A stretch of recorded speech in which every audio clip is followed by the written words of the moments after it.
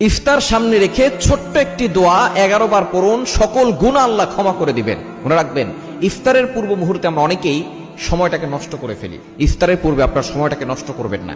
এই সময়টা হচ্ছে দোয়া কবুলের সময়। আপনি সারাদিন রোজা রেখেছেন, এই রোজা রাখা অবস্থায় দোয়া করলে আল্লাহ তাআলা দোয়াটা কবুল করে। রোজা রাখা অবস্থায় একেবারে শেষ মুহূর্তে আপনি ইফতারকে সামনে নিয়ে বসেছেন। আপনি চাইলে খেতে পারেন, কিন্তু আপনি খাচ্ছেন না।